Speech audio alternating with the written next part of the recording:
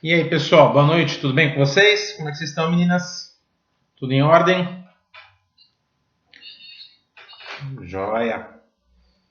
Mais uma aula. Hoje a gente termina a unidade 3, então isso é legal. A gente está falando desse tema. Nós vamos entrar em fidelidade. Fidelidade é algo bem interessante. É uma coisa que eu ensino também lá em Fundamentos, e isso também tem muita força em branding, né? Que é a gestão da marca. Então a gente vai falar dessa questão de níveis de fidelidade, vamos falar de preço também. É bem legal isso daí no marketing. Eu vou compartilhar a janela, vocês me informam se vocês estão vendo. Estão conseguindo enxergar? Tá, ok. Então, na semana passada, né, na primeira aula, nós falamos, né, nós estamos abordando aqui o tema de gestão estratégica do preço, marca no marketing. Primeiro nós falamos de marca, eu quis definir dessa forma para ficar legal, para a gente falar de toda a questão da marca, de como você faz todo esse trabalho de novos produtos, de extensão da marca. Então, nós falamos o que é uma extensão de marca, como é que você faz uma estratégia de novos produtos. E se vocês pararem para olhar a disciplina, né, o que está aqui no texto de forma muito clara, vocês vão ver que tem tudo a ver com os 4 P's, que eu dei uma abordagem novamente ali na aula passada, na primeira aula para vocês, né, na unidade 1, porque é importante. E tem tudo a ver também com aquela matriz de Ansoff que nós falamos, porque aqui é novos produtos, novos mercados, produtos existentes, mercados existentes. Então tem tudo a ver nessa sequência lógica que nós estamos falando. Então nós terminamos de falar de extensão de linha e extensão de categoria, né, pessoal? Abordamos isso de forma bem clara. E a gente vai entrar hoje em fidelidade da marca e vamos também falar da questão do preço, como é que você trabalha, como é que você faz essa gestão do preço dentro de marketing, porque as pessoas muitas vezes acham que preço só tem a ver com a área de vendas, não tem nada a ver com a área de marketing, pelo contrário. O preço também é uma estratégia de marketing, que inclusive está lá nos 4 P's, né? Então, quando a gente fala aqui de fidelidade de marca, pessoal, a gente vê que nos dias de hoje, né, o que as empresas mais trabalham na área de marketing? O que elas tentam? Qual é o objetivo final do marketing? Isso tem que ficar muito claro. É fidelizar o cliente, né? Fazer com que as pessoas amem aquela marca, amem aquele produto, que elas adorem a marca ou o produto, que essa adoração faça com que elas continuem fiéis a essa marca, a esse produto.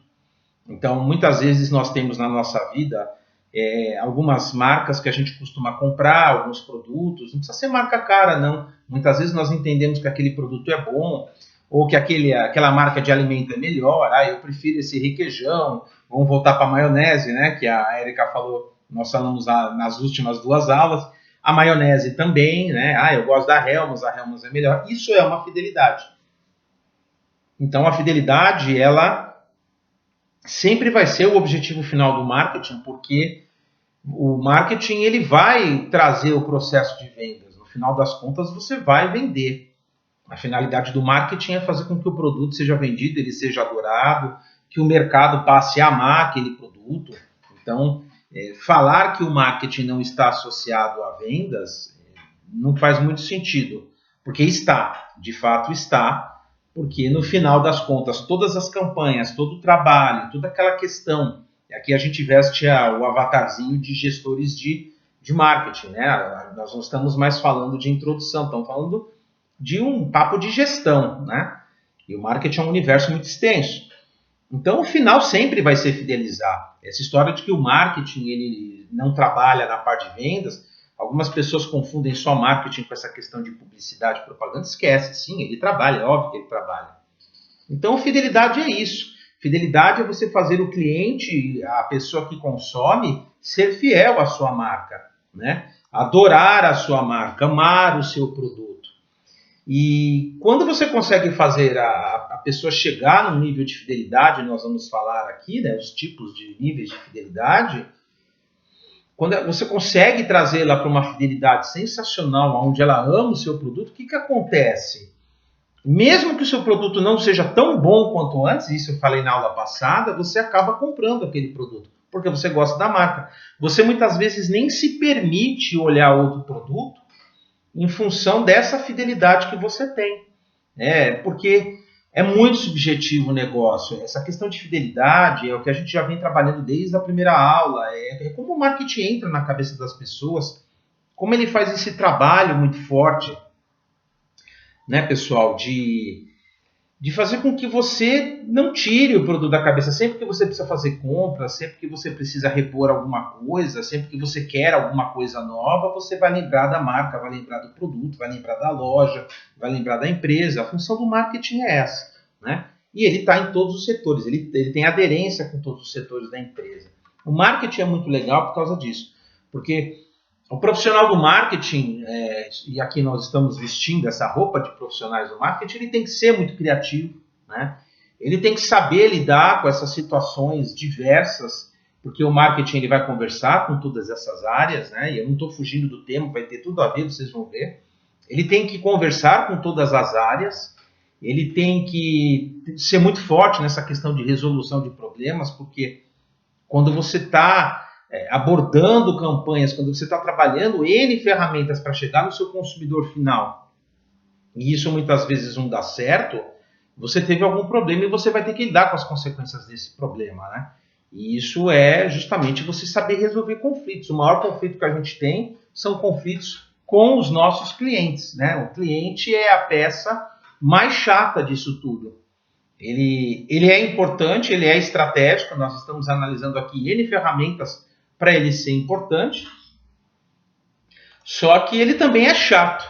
Então, você tem que focar o teu cliente para que ele crie um nível de fidelidade que ele te ame mesmo. E quais são esses níveis de fidelidade, por exemplo, que uma marca pode ter, pessoal? Nós temos o primeiro aqui, que é a fidelidade inerte. O que é a fidelidade inerte? Aqui nesse nível estão aqueles consumidores, está aí no texto, que eles sentem de algum modo que sua lealdade à marca pode ser interpretada como uma obrigação. O que é isso? A minha fidelidade à marca ser interpretada como uma obrigação? Na verdade, eu não tenho de quem comprar. Eu só tenho que comprar desse fornecedor. É raro. Quando você fala de consumidor final, quando você fala de varejo, nós aqui, humanos normais, tudo bem, isso pode até ser um pouco mais raro. Depende. Muitas vezes você comprou um produto e todas as peças dele, sei lá, aqueles filtros, né, que tem de parede, e você não consegue sair daquele fornecedor.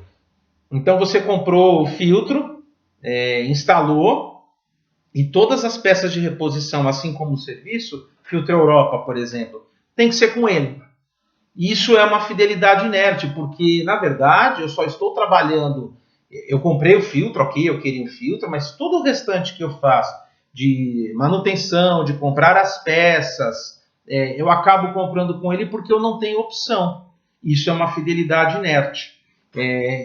Se não tem tu, vai tu mesmo, entendeu? Eu não tenho outra opção. Às vezes eu tenho um equipamento e eu preciso de uma manutenção, mesma coisa. Então, entendam a fidelidade inerte como aquela fidelidade que você não tem como fugir daquele fornecedor. Então, nós categorizamos como fidelidade algo que, na verdade, é uma obrigação. A fidelidade inerte, ela passa a ser uma obrigação. Não tem outra opção para satisfazer essa necessidade, ou porque talvez levar para você mudar de uma marca é muito complicado. Então, sei lá, eu tenho equipamento na empresa ou em casa, eu tenho algum eletrodoméstico, alguma coisa, enfim. Que se eu for mudar, me dá mais dor de cabeça. Pode acontecer. E aí, de novo, entra a fidelidade inerte, né? Se vai me dar dor de cabeça, então é melhor eu nem mudar, porque eu vou ter problema. Deixa isso daí como é que tá. Não, isso é muito enrolado. Às vezes, alguns fornecedores de determinados tipos de serviços também. Aí você tenta mudar de fornecedor, não dá certo. Né? O serviço fica pior do que já é. Então, isso a gente pode falar, inclusive, de provedores de internet. Por exemplo, internet existe um cartel no Brasil. Tá claro isso? Então, tem um cartel muito forte, onde você está na mão de poucos. E esses poucos, eles trabalham de forma muito parecida. Agora a Oi aí está tentando ser vendido e o governo está autorizando um pool de empresas para comprar, que são as empresas que já estão. Então é uma cartelização de mercado bem interessante. E fazendo um parênteses aqui, né? Se fala muito em livre mercado no Brasil, livre mercado, porque temos que ter uma política de livre mercado. Sempre se falou isso, desde que eu estava na faculdade. Só que provedor de internet você está na mão de uns 4, 3, companhia aérea você está na mão de poucas, né? Pode ver, todos esses serviços essenciais que você consome, você está na mão de poucos. Bancos, você tem poucos bancos no Brasil, eles praticamente regem o sistema bancário, agora que estão entrando os bancos eletrônicos. Então, como é que você vai ter uma fidelidade verdadeira, por exemplo, a um banco, e nós vamos chegar nesse tipo de fidelidade, se você tem os mesmos, eles têm políticas muito parecidas de taxas, de atendimento, política de cartão de crédito. Estão entendendo? Então, nós estamos falando de fidelidade, nós estamos falando de eu conseguir trazer meu cliente para ele me amar. Eu, por exemplo, não amo o banco. Eu tenho conta no Santander e no Bradesco, e o Bradesco é uma conta mais simples, Santander é uma conta muito antiga, e quando eu precisei, nenhum dos dois me atende. Tem que ficar 40 minutos. Eu tive que ficar 40 minutos no telefone com o Santander para resolver um BO. Então, como é que eu vou criar um nível de fidelidade com a marca Santander? Fica difícil, né? Você acaba não criando. Por quê? Porque você tem mais por uma obrigação do que efetivamente por uma necessidade. Por um desejo, vamos falar melhor. Necessidade você tem que ter, por um desejo. Se pudéssemos não ter conta em bancos, talvez muitos não teriam. Mas você tem que ter, né? É difícil você trabalhar sem banco hoje em dia. Mas é isso, você não vai ter uma fidelidade muito mais calorosa com a marca, por exemplo, de banco, quando você tem um sistema até meio cartelizado, que você não consegue fugir disso. É mais ou menos isso, né? Para pegar esse gancho de banco aí. Nesse caso do banco, você tem alguns, você não tem só um. Mas é uma fidelidade inerte, porque você pula de um para o outro, e se não tem tu, vai tu mesmo. Não muda muito. Né? Talvez no começo você abra conta, o seu cliente vai te amar, vai te atender maravilhosamente bem. Depois ele talvez não te atenda tão bem. E isso acontece. Então, a fidelidade inerte, para ficar bem claro, ela é justamente essa questão de você não ter para onde correr. Você tem que comprar o produto daquela empresa ou o serviço daquela empresa, ou no máximo 2, 3, enfim.